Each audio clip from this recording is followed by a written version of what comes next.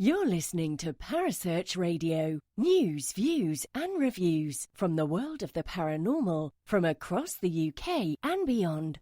Find us on Facebook, Twitter and the World Wide Web. The views and opinions expressed by presenters and guests are their own and do not necessarily reflect the official policy or position of Parasearch Radio or their affiliates and sponsors. Listener discretion is advised. Good evening. Welcome to the Haunted Connection show here on Parasearch Radio. I'm Neil, and of course I've got Jane with me. Hi, everybody. How are you, Jane? You did your first classes today, didn't you? Oh, I did. Yeah, it's been a great day. It really has. It's been really nice. It's worth giving up work for, to do something that you enjoy doing. Meditation and open circles today, wasn't it? Yeah, it's been good. That's good. Yeah, well everybody done. Seems pleased, so I think we've done good. That's good. Okay, tonight's guest is Dan Litchfield. Hi, Dan. Hi, how you doing? Hi, Dan. We're really good, thank you. How are you? Oh, been a fun couple of days. All right, we have lots of fun days. So, okay then, let's get straight to it then. Tell all the listeners, if they don't know who you are, tell everybody a little bit about yourself and what you do, please. No worries. Well, you could say I'm a solo paranormal investigator. I do link up with a lot of other groups and people. I've been investigating the paranormal now for 8 or 9 years. I get pretty much nowadays I get out and about every single weekend, link up with whether it's events groups or whether it's other groups. And I used to run a group called UK Ghost Hunters. Mm-hmm. But the team itself all the members decided that it was time for themselves to branch off in different directions. So my direction was to continue on and do my own thing in my own capacity. Okay. And now I literally just, as I say, travel around the UK with meeting up with other groups and other people, and pretty much every single weekend at the moment. Seems to be. Don't know what a day off is from it, but can't complain. So you keep it busy then? Basically, yeah. If it's not out on my own meeting up with other groups, I'm out with some people will know the guys from the Paranormal Charity Warriors and the girls from the Paranormal Sisters. I'm usually out with them. Or I am at home doing some bits and pieces with some items that you probably would relate to, which potentially have active, i.e., dolls, things like that have potential energies attached to them. Yeah. Recently, I was handed, I think, 16 porcelain dolls that belonged to the nan of the young girl who handed them over, and I was asked, could I do some work along with them and just see if there was any attachments linked with them that were potentially linked to the young lady's nan. And I've done 2 sessions with them so far, and we've got some bits and pieces which have been quite encouraging. That's pretty much what I do at the moment. Kind of sums it up, to be honest with you. So you're enjoying working with potentially haunted objects then, primarily? Yeah, it's a bit different. Obviously, I've done it on a few occasions now. We did one recently.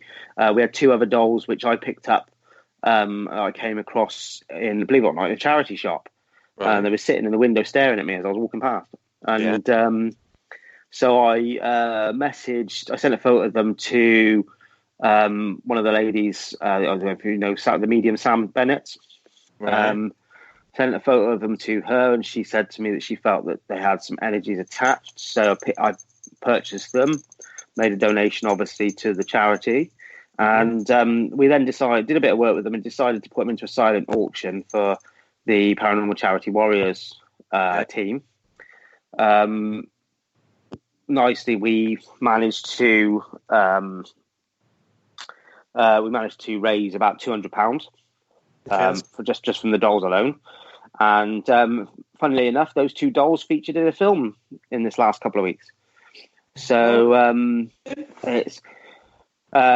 we obviously quite chuffed to hear the fact that these two dolls actually featured in a film. So which film? Oh God, now you're asking me. I can't even remember. That's how badly my brain at the moment's working. It's a film. Sorry, it's a film. I think it's a straight to DVD film called Freakish. Right. So it's just been filmed, and the lady who won, that's it, Freakish, yeah. The lady who won them, I think she was an extra in the film, and from what I gather, and she allowed them to use the dolls. Yeah. All right. So just going back to what you were saying about working with the dolls, what sort of experiments and things do you do with the dolls, just to see if there's any sort of energies around them? Well, I use different things. I tend to use a few different apps through my Portal device. I try and test out different apps and things like that and see what seems to to work best in terms of relevant information coming through. I'll then obviously utilize the usuals, the EMF meters and other spirit boxes and EVPs around them, things like that, and obviously thermal cameras and things. So I just try and see what I get through that. One of the things we did, which I was actually quite glad I got a young lady I know, which she randomly, which is quite good on the night, decided to do some artwork where she was picking up on a male figure, so she drew him. And but it's from what I gather, the picture that she drew was not too dissimilar to one of the family members. So it was not a bad thing, really, and it seems to be quite a good thing that was. So I might look at using that again. If she's able to come online. I have to go around her work though, unfortunately. So something extra there as well. Okay. So yeah, it's just more really sort of using whatever equipment I've got, and really just seeing what I can get out of them, really. And so far, it's been some different things each time, trying to determine between them whether it's something that's around in my home or whether it is something that is actually linked to the dolls themselves. But one of the things I have been doing with this latest set of dolls is I have a Tesla coil, so it acts as a really high powered EM pump, and I've been setting that up for about 10-15 minutes beforehand, and before I start doing a live stream. And then the first time I used it with these dolls, I literally none of my bits and pieces, my tablets, nothing decided it wanted to respond. It wasn't working whatsoever. Just the energy created from the Tesla coil seemed to stop anything from working. Yeah. So I literally had to leave. I had fun and games trying to get my live stream working at the time.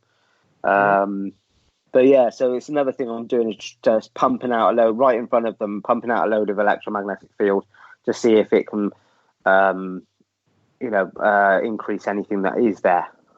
Yeah. Okay, we've got our first question from Kelly. Okay, do you utilise charity shops for a lot of haunted items? Is there a reason charity items are haunted? Well, to be honest with you, it's the first time I ever done it. I was literally, it's a bit of a bizarre story, really. I was in the middle of having a tattoo. And my friend who's my tattoo artist, her and I, she decided she wanted to stop for some lunch. So I said, no worries, what would you want? I went round the corner to the delicatessen, and as I was walking around the corner, these two dolls were stood in the window and were just staring at me. So I thought, well, they seemed to be watching me as I walked past. So I thought, well, take a photo, see what happens. And, I went from there, really. It's literally, I've been keeping an eye out, but I don't tend to go shopping much. So I don't tend to walk past or even be able to go into charity shops, to be honest with you. So, so it's first and only time, really. All right. So have you been interested in haunted items a long time then, or is this something relatively new? Yeah, it's pretty relatively new, to be honest with you. The only out the three main haunted, either i.e. museums or as yours is the haunted object centre. I've not done your one yet, so hopefully soon. But I actually did the other two, the one in Rotherham and the one in Nottingham. I did them within 2 nights. One night after the other. Yeah. And they're both a bit of fun. As I say, I'm looking forward to coming up to yours at some point. Yeah, I think in January, I think. Yes, so I'm not sure. If it's with the Charity Warriors or the Paranormal Sisters, then yes. At the moment, I haven't got anything directly myself booked. But if it's booked with them, then yes, I will be. All right, okay, then. Okay. But hopefully get up to you, even if I can beforehand. But I'm not sure. I think when I spoke to you before, you said you were fully booked this year. So we're fully booked this year. Next year, I've only got 6 Saturdays free now, so it's. Blimey. We're going to be very busy next year. Well, that's a good thing. That is. I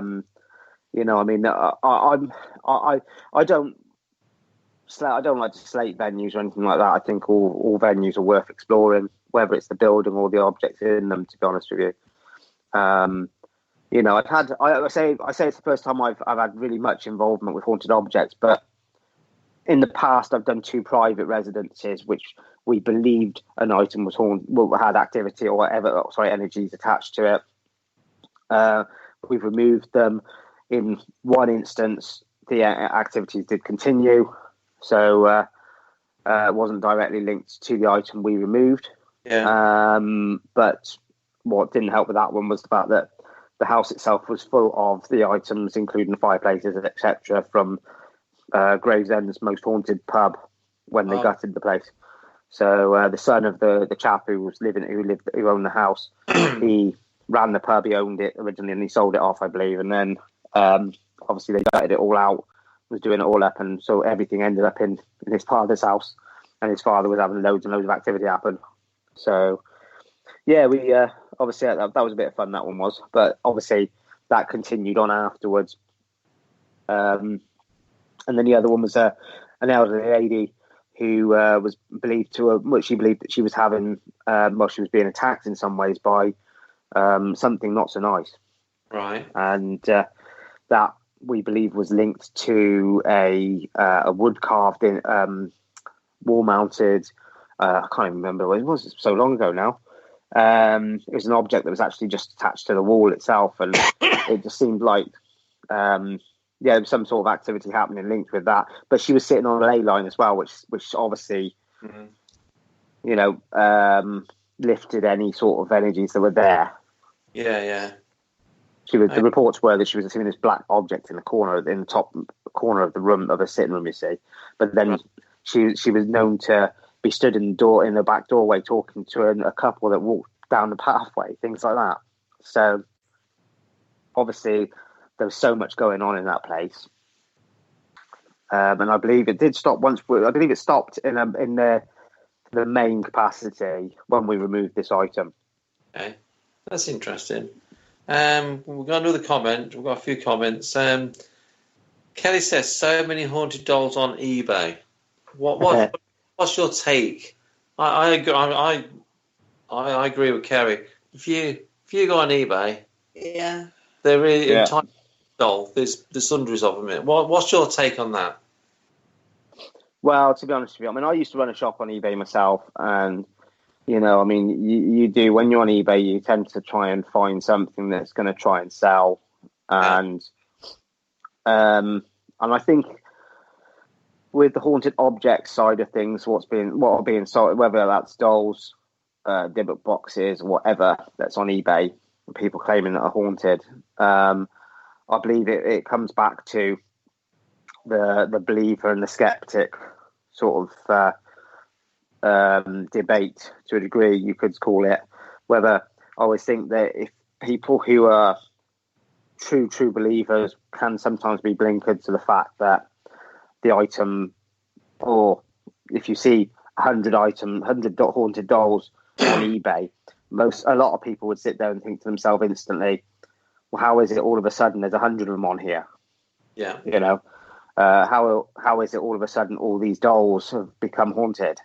And they all have these stories, and generally it's like, you know, out of that 100, 30 of them are being sold by the same person. Where's that person got those 30 dolls from? You know, if you look at all those things, you sort of sit there and say, right, actually, it's better to be a bit more open-minded with these. You know, if you want to buy them just for the sake of it's a porcelain doll, fair enough. You know, fair enough. But, you know, if you're buying it because it's a haunted object, you know, then if you're going to buy it, actually buy it and do some work with it and see if it has anything linked to it. You know, but I see when I go on event and I link up with some events groups and other groups, I see all these haunted dolls. I think one group I was with, obviously I won't name any names, but one group I was with one time, they had like about 6 of these dolls that were there potentially haunted. You know, and I'm thinking, you know, it's all well and good thinking that they're haunted, but it's, you know, just put them on the side and don't do anything with them.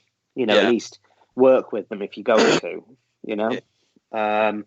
I think I've seen numerous people, they'd be walking around holding on to these dolls and carrying them around with them. Yeah. And I don't mean to knock anybody, and they can have their own beliefs, whatever. It's the same with religion, they can have their own beliefs, but it's just be more open-minded. If you're going to have an item if you believe you have an item that has something attached to it, work with it, see what it is, understand it more. You know, do as much as you possibly can. Unfortunately for me, with these ones that I've got here, they're sitting on my table at the moment still. This is the busiest month for me in my business. So October, November, the busiest months of the year. So unfortunately, it's kind of the wrong time for me to be doing them, because I was quite lucky today. I got home from work quite early, but in most instances, I don't get home until sometimes 8, 9 o'clock on a weekday. You know, so it's not easy for me at the moment to do some work with these. Okay. But, do you think these? I'm staying on the eBay haunted doll bit. Do you think if there's a lot of gullible people out there, and if they buy a haunted doll as quoted on eBay, they once they get it, they actually do believe it's haunted because it says it's haunted.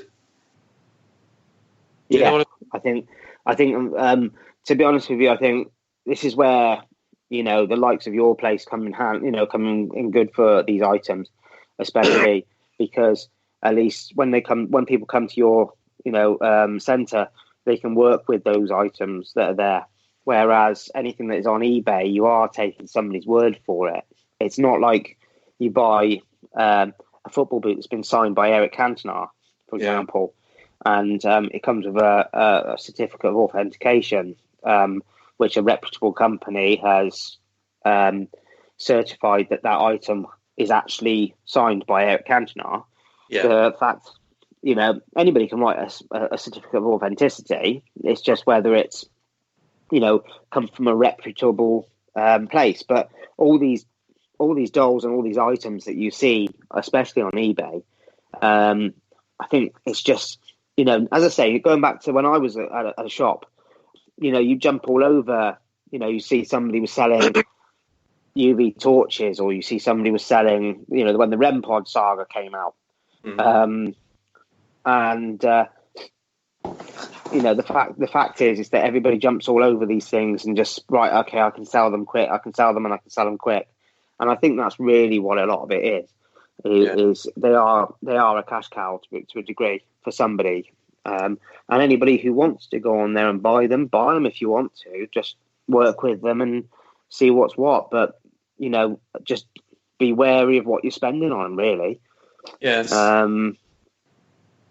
You know, I mean, if you're going to do it, if you're going to go and buy some porcelain dolls of sorts, go and do it at a charity shop, I would say. At least the money you're spending then is at least going to a good cause.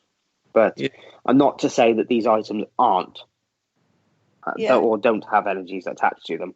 I'm just saying, you know, this is just my opinion. If you know, if you read what the stories are on them, you kind of see similarities in a lot of ways. It's usually Emily's attached to this and she fell out of a tree and died and things like that, you know. However, and her spirit is linked to this doll as a result. And I think it's just the biggest problem is obviously the Annabelle stories, the Annabelle, you know, the Conjuring and the Annabelle films and things they brought to life. You know, obviously what happened with Annabelle, the proper Annabelle doll, and it's a lot of it is again people jumping all over it, and you know, I mean, as I say, my opinion, but you know, it's just I just think that, as I say, it's you know, if you got an item, work with it and go from there, you know. Yeah. Okay. Jane's got a question. Yeah, I think if people are going to charity shops, I think at least they are able to handle the doll and just perhaps see if there's any sort of feelings or a connection or anything that they do get with the doll. But I think when they're buying it from eBay, they're not even seeing the doll at all, are they? They're just that's it. One person's word for it. But I know we have had people up here that have bought dolls off eBay, and they've brought them up, and when we've done some work with them, just some basic psychometry and just seeing if there's any attached, some of them have just had absolutely nothing with them at all. Yeah. When I've sort of asked people, you know, I've told them that I just can't feel anything with these dolls, and then when I've asked them where they've got them from, they've said eBay. You just feel really bad then, because you just feel that these people have been ripped off and they've just got somebody's say so. I just think it's just a shame sometimes when people, you know, that there's no, I suppose, protection for these sort of people, but they will just go and spend the money if they believe something's haunted. That's it. But then again, it also, you know, it links in with things like the orb phenomena and things like that, really. You know, there's so many people who believe that these things are there, but especially like the orb side of things. I mean, you what a lot of people don't realise is if you open up your digital cameras, the digital camera that you've bought that's been converted to full spectrum, for example, or your normal digital camera, if you look at the instructions, it does generally say in there that your digital camera will pick up on particles in the air and your flash will illuminate them. It does tell you in the instructions. So my thoughts with those sorts of things are, if it tells you in the instructions, then surely what you're picking up on the screen is not spirit activity. But then linked with these dolls, just because somebody's, you know, you've got somebody telling you on eBay that there's activity, you know, there's an energy linked to it, and this doll is known to do this and known to do that. You know, I just think you're taking somebody's word for it. I posted a video today that I saw online, that I saw originally Joanne from the Paranormal Charity Warriors. She posted it originally, I think, and I shared it to my page. It was a ventriloquist doll's head in a cabinet in the States. And you see the video and you think to yourself, but if you'll get a lot of people who'll be like, oh my God, that's amazing. And look at that, that's definitely something. And then you'll get the ones that will go, yeah, it's demonic as usual. And then, you know, then you get people like me or a lot of others who will sit there and say, right, well, okay, so we start off with the glass cabinet opening by itself. Well, what could be the case there? Okay, somebody could have, it could either be a spring popper on the door that's popping it open, or it could be, you know, it could be some twine on something, or, you know, and then you look at the doll itself and you think, right, what could be doing it? Well, it could just be animatronics. The eyes blink and the mouth moves and things like that. But, you know, because there are people out there who do this, who do it for, you know, and I see a lot of videos of people who look, you know, you can just tell there's somebody dressed up as a nun, for example. And, you know, you see all these things and you know that it's not, you know, it's just somebody dressed up, or it's this, that, and the other happening. And, you know, I'm not sitting there and saying I know that this ventriloquist doll is 100% been for, you know, something that's been made up or something's been done with the doll. Yeah. You know, but I'm looking at it as if to say there's a possibility that's the case. So as a result, we can't say that is truly paranormal. Mm-hmm.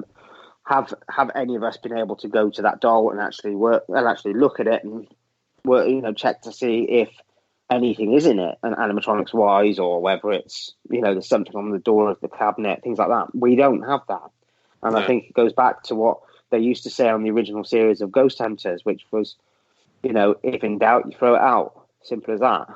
And when you look at these haunted dolls and these other haunted objects and things, well, immediately what says to me on eBay especially is if there is one seller selling 30 of them and there's 100 of them for sale on eBay, well, does that not shed an air of doubt as to the legitimacy of these items? If it does, and if it gives that small amount of doubt, then you've got to sit there and say, well, look, not being funny, but I don't think it's worth this spending 15, 20, 30, whatever, how many pounds on it. That item, if somebody gives you an item, that is a different story. Because if they're willing to hand it over to you and say to you that they believe there's something linked to it, then at least, excuse me, sniffing away, at least at that point in time, if somebody's more willing to hand something to you to work with, at least there's a, more legitimacy involved in that, only because they have no alternate agenda with that item. It's not about making money and things like that. It's more about the fact that, they believe there's something going on it, or they think there's something going on it, and they just want some clarification. And that's it. Okay, next question. Yeah. What do you think about Power Unity? I'll be honest with you. I don't believe it. Honestly, deadly honest, don't think it exists.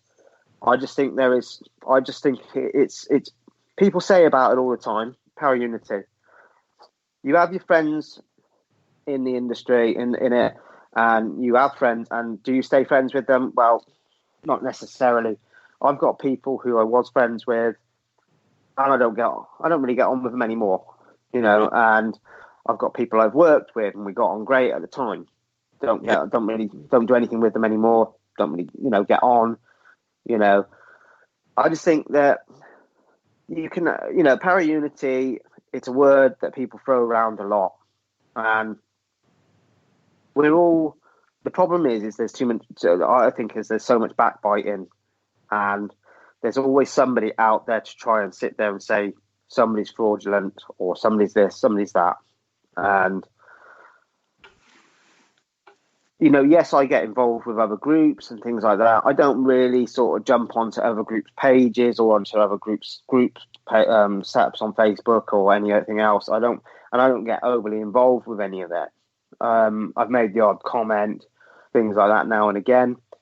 And I just don't really bother with it myself anymore, because to me, I prefer to go off, do my own thing, make up my mind about who I'm out with or who I see, and then really kind of go from there.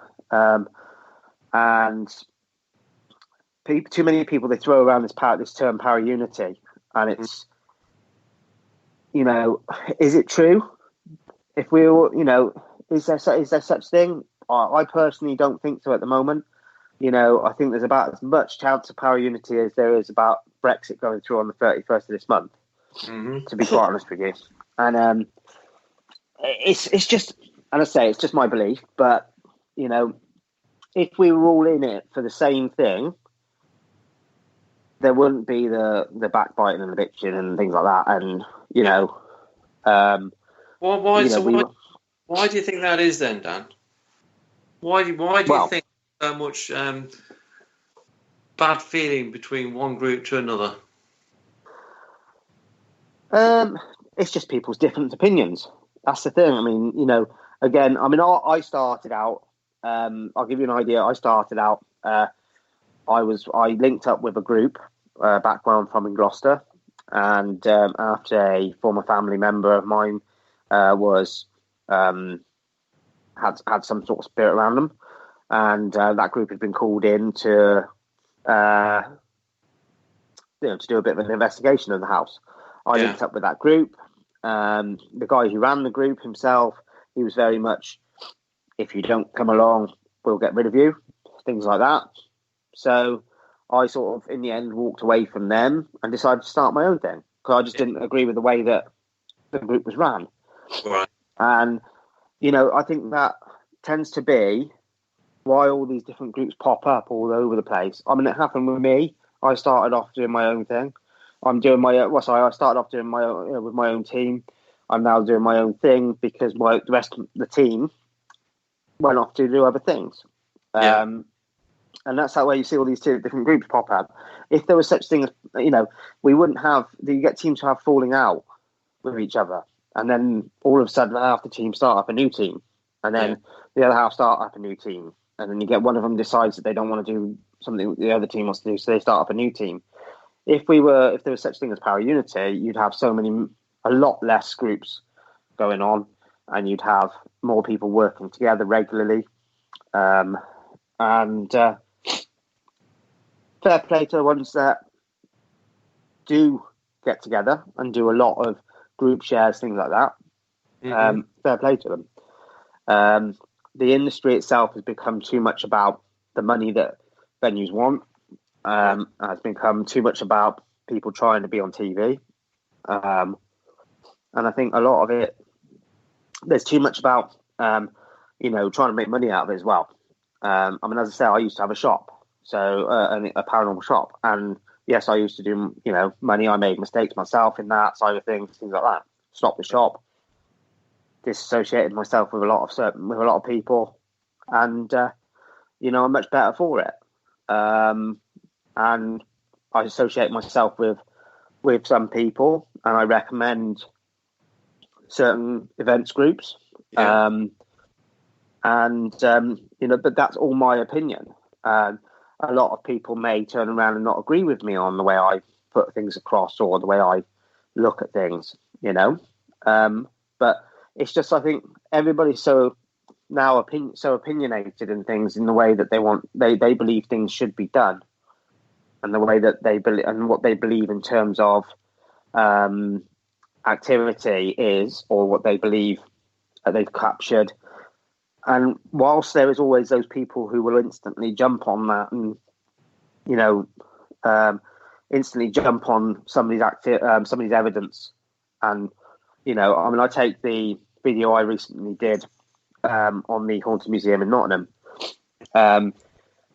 Some people jumped all over it saying, well, you know, we don't like this, we don't blah, blah, blah, blah, blah. And there was a certain magazine that obviously was asking lots and lots of questions about what happened there. Okay. Now, as I say, you know, I was asked to do a video, so I went and did it.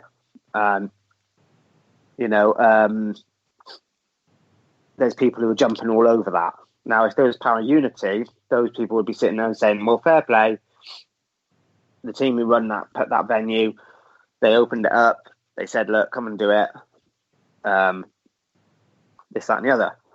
Right. You know, I just think that if there was such thing as power unity, we would be all working together for exactly the same reason, and that's to find the evidence that's there.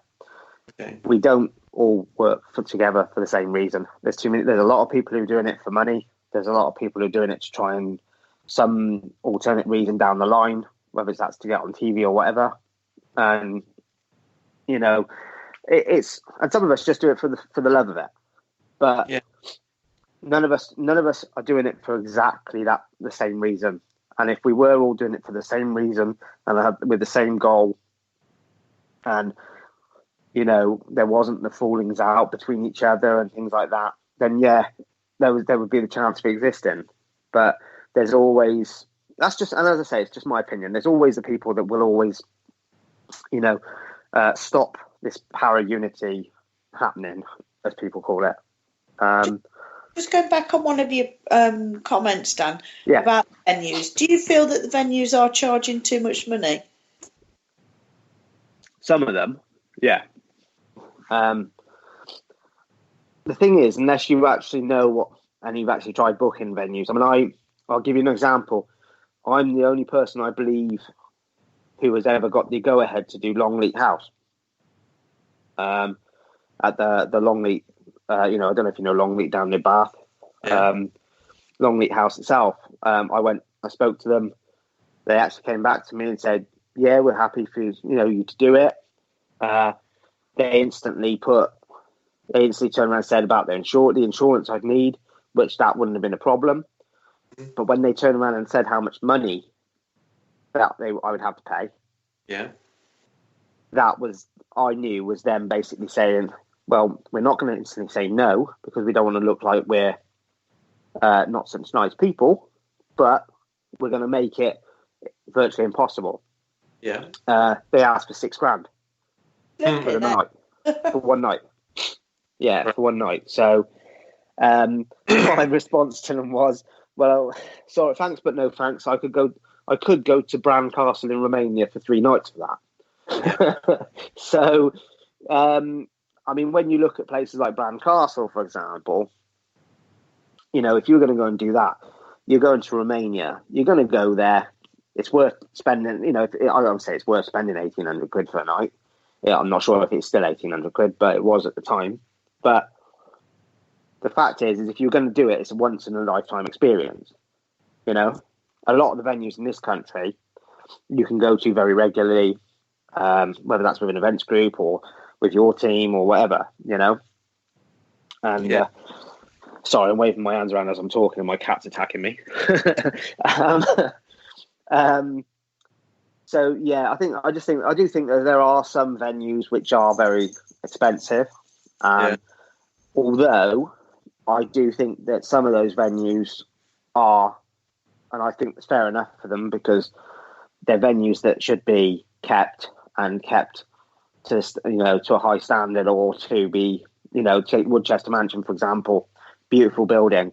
It needs to be kept, the upkeep of it needs to be there. So they need to charge, and they need to charge a certain amount to be able to do it. Fair enough, Okay. Right. Let's move on. You mentioned you used to have a paranormal shop. Do you still sell paranormal stuff? No. I don't. I stopped quite a while ago, to be honest with you. I worked with a few different people that either made or had already created and things like that, and it just got to a stage where there was, at the time, it became a bit saturated on eBay, and so I just decided enough was enough, and stopped selling really, because it just got to the point where it was kind of not worthwhile. Started quite well to start with, and then just got to the stage where it was just pointless because, when you're selling like a torch, in 1 week, and the next week you were maybe sold a couple, 2 or 3 things, and then the following week you didn't sell anything. It was kind of pointless then to continue doing it. So I just gave it up, and I had quite a lot of stuff left over, and when what I had left over, I actually gave it to a events group that I think it was last year either last year or earlier this year, had a load of, I don't know if you remember the events group that they got all their stuff got robbed. Their car got broken into earlier this year, I think it was, or last year, and all the stuff got stolen. So I basically sent it down to them and said, look, it's sitting there doing nothing. If you can make use of it, make use of it. So I just thought, well, if it helps somebody or helps some people have a good experience at least, then it's doing some good as such. But what's your opinions on groups that blatantly fake things and exaggerate things? Well, it depends really. Obviously, I've had my opinions on one specific urban explorer in the past. Right. I don't really bother watching any of this stuff anymore, or seeing any of their stuff anymore. Obviously, most people probably know them from a certain nun aspect. But I just think if you are going to, if you're going to put a video up and you're going to do it as an entertainment thing, then say it's an entertainment thing. If you're blatantly going to put a video up and blatantly, so excuse the term, blatantly saying it all the time, but if you are going to specifically put a video up and throw it in the face of people that you are, or faking stuff, forging stuff, then you're just going to make yourself look silly, and you just make the industry look even more silly. Then we want it. It's never going to be an industry that is going to be taken seriously by everybody. There's always going to be the people that just don't want to know, don't exist, or don't believe. But it's an industry which, the same as a lot of us believe in, and a lot of us are open-minded over. Yeah. And if the issue is that those people who do forge or fake things will always make it an industry that, because most people will always look at negatives rather than positives. Yeah. And those negatives will always stand out more than the positives will. And those people who are faking things will always be seen more than the ones that do have the good, substantial evidence. And frustratingly, the ones that seem to fake it seem to get more recognition than the ones who don't. And it's kind of backwards, But I personally, I couldn't even contemplate faking something. I just think there's no point in it. And, I have a reputation of some sorts. I'm not as well known as some, but to me, I'm like, well, it's just a pointless exercise to do that unless you're going to tell people it's for entertainment purposes. Yeah. Okay, then. Do you think, I know this will be very, very difficult to do anyway, there should be some sort of governing body? I was actually talking about this the other day with somebody. In a lot of ways, yeah, but it's a very hard. I mean, obviously, there was some people who tried to start it up a couple of years ago. Then there was that British Paranormal Association. I mean, Simon tried to start doing something of a similar thing, but you can't really. I think you can't really easily regulate the industry. It's not like the councils do with they go into a restaurant and they put stars on it. Like how the hygiene side of things. It's very hard to regulate because you've got to there's always teams popping up here, there, and everywhere. Yeah. I think the event side of things should be in some ways because how. But the problem I think you've got, no matter what, it doesn't matter which way you look at it, whether it's events or whether it's just normal investigating teams, or whether it's one-man bands. You don't. The venues, to a degree, should be held. Should look at it more because the venues will take anybody's money, and if the venues were looking at the groups and saying, looking at the reviews or looking at whether they are a proper business or whatever, that would help a lot. Because sometimes you do get smaller groups who run events and, or you get groups which go into a venue and they do something which causes the venue to sit there and say, well, I'm sorry, I'm not doing this anymore. Yeah. Yeah, I mean, I think one of the, yes, it's a yes and no answer, really. Do you know what I mean? Yeah. Because, it's hard enough as it is with, for some groups to get into venues, and it's hard enough, and it's hard enough for some groups to, get out there and get themselves known as such. Yeah. And I think that, when you look at regulating bodies and things like that, whether in just normal side of things, that, your Ofcoms or your, I can't remember what it's called now, the regulating body that deals with care, care homes and things. It's those are then they are put out there. They're organisations that are either put out there and people actually take note of. Whereas I mean, as I say, Simon, who set up the British Paranormal Association, he had all good intentions originally, and fair play to him for trying it. His good intentions were there to try and help, not just regulate, but also help groups with insurance and bits and pieces like that. It was all good intentions, but there was a lot then that sat there and went, well, it's just the logo. It's just this or it's just that. And so your negatives came in.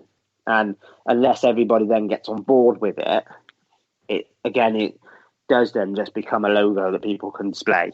Or, unless the government themselves got involved and said it's an industry that's getting out of hand and it needs to be sorted, then it is a very hard one to even say yes or no to. But, I think there's positives and negatives on both sides of it as such. And I actually do firmly believe that the paranormal field could be regulated. Yeah. If everyone, I'm not on about para-unity, if everyone start talking to each other, and including the venues, including the venue teams and the other teams, I do believe there could be some sort of regulation. So I think it would have to start with the venues to a degree, because they would have to agree to signing up to, looking at whether they'd be part of the organisation themselves, and then, only allowing teams that have been vetted or meet certain criteria, things like that. But the venues themselves would have to get on board with it and agree to those things. But I don't think a lot of them will, because they look at. I do think a lot of the venues do look at the money side of things. I agree. I agree that the venues, the venues obviously they're interested in the money. Yeah. However, I've heard quite a few venues just recently have decided they're not having teams in anymore. No, exactly. Teams in who either disrespected the building or caused trouble. I know the Old Jerusalem in Nottingham is stopping teams in. Oh, right, okay. Because the team was causing trouble. Yeah.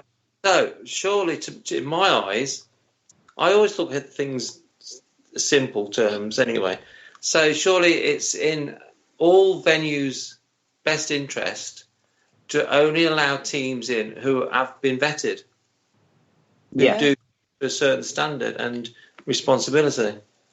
Problem is, though, is that the question is then, how do you determine the standard?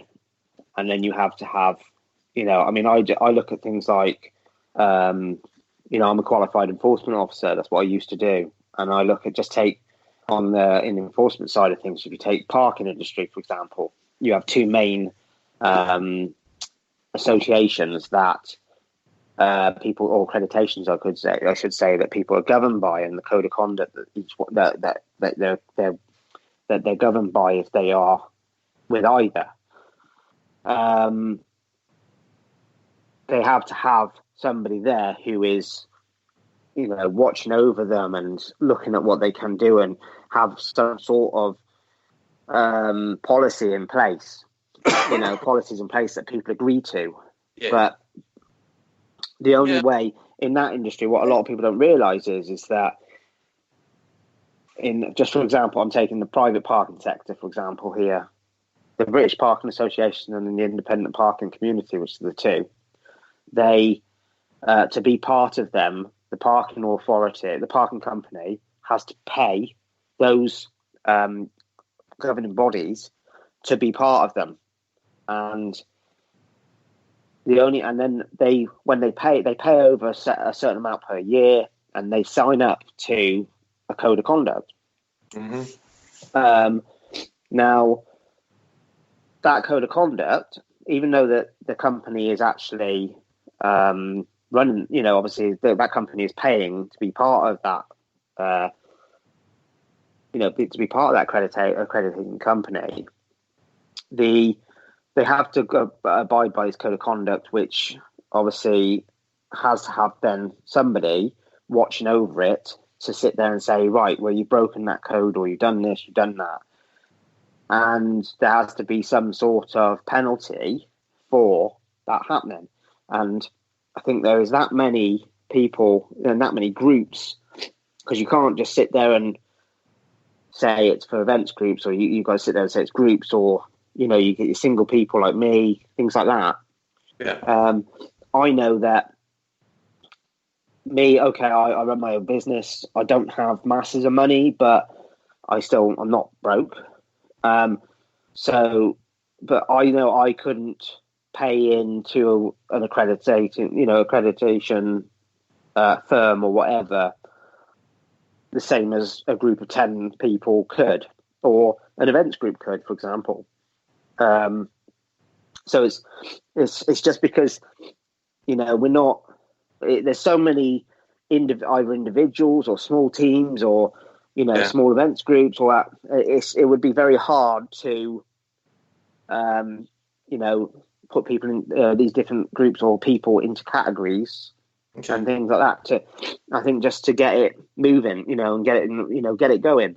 Okay. Let's move on, because we've only got about a few minutes left. It's an interesting comment from Kelly. What do you think about people who sell tickets for investigations but haven't actually booked the venue in the first place? And also, what do you think about the booking agents for venues when they're not actually anything to do with the venues? That's sort of 2 points in one question. Yeah.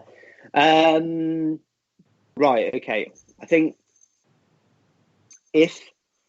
don't think there's too much wrong with if a group or a person is doing working as an agent as such. Right. I don't think there's anything too much wrong with that. I was doing it with a local venue here. I started doing it, I should say. Yeah.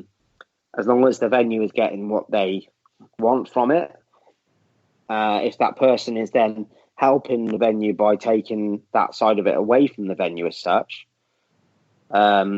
if they are receiving, if they're getting a bit for it, I don't think that's too much of an issue, because they're doing a job as such. Yeah, I think she means that, and I've seen a couple of instances. These people have been advertising that they are the sole agents for a venue. That's it. When people say it's exclusive, but they have nothing to do with the venue anyway. No. So they're saying book you in this venue, but then you don't have to go through them anyway.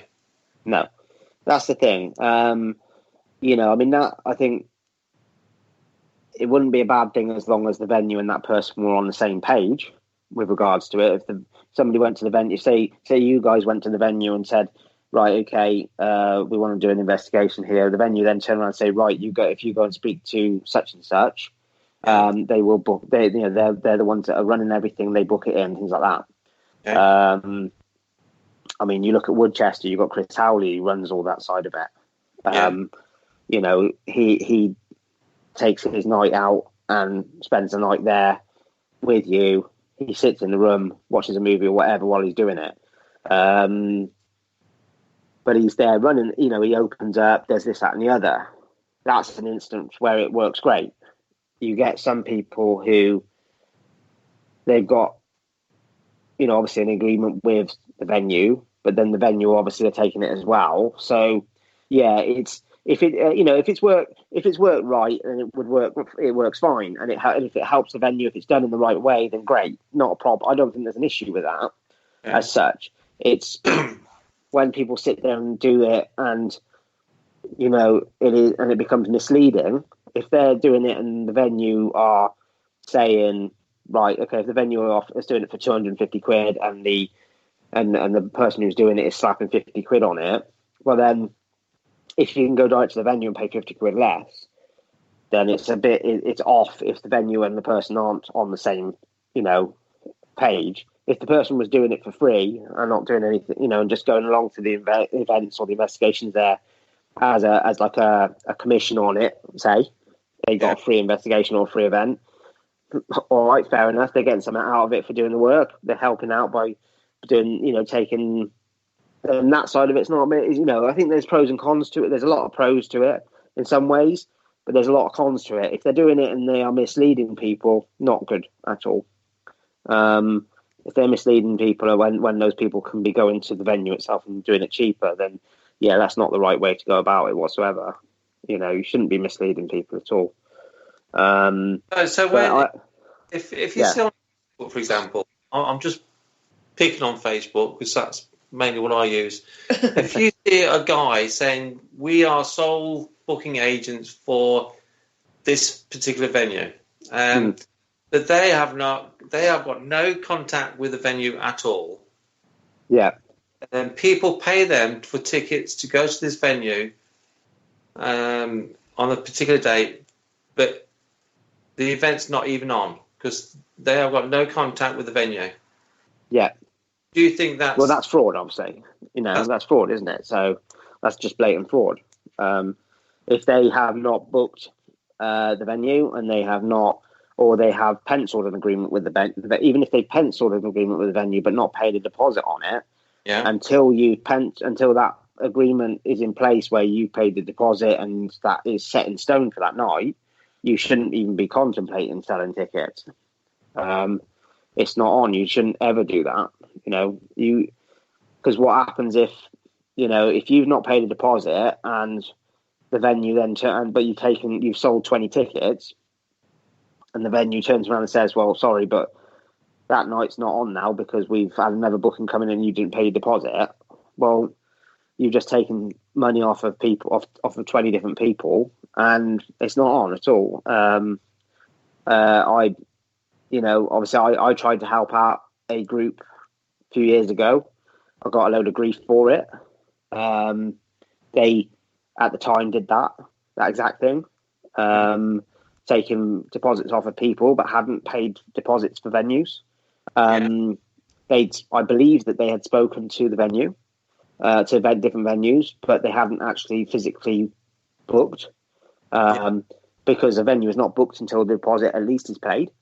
You can easily sit there and pencil something in, but until you've actually paid for it or paid the deposit and confirmed your booking and you have it in writing it's confirmed, then you shouldn't be taking money off people no matter what, or even advertising it. If you're sitting there and saying, we're looking at doing this on this date, who would be interested? Maybe that's a bit different because all you're doing is asking who would be interested. Yeah. But if you're going to sit there and say, right, get your deposits in now for this or get payment in for this, we've got this date, this and the other, but you haven't actually gone and booked it, no, that's wrong. You shouldn't do that whatsoever. It is just blatantly defrauding people and that just gives the industry a bad name completely. Okay.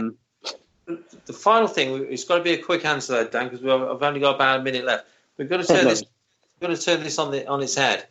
Okay, if someone asks a venue to pencil themselves in on a date, and the venue takes it in all good faith, and then the person doesn't turn up, what do you think to that? I would say, quite simply, really, the venue should learn from that, and even if they pencil somebody in the future, they should have T's and C's that are signed off first of all with that person, which clearly state in it that they will be invoiced for the deposit as a minimum for holding that night, so that the venue doesn't lose out. Really, I would say that would do the best way. The best thing to do. It should be then a case of if that person didn't turn up, though, quite simply they should be banned, and that's at that point, that we should then hopefully realize, some people will realize in the end that there will end up being a blacklist for people, I just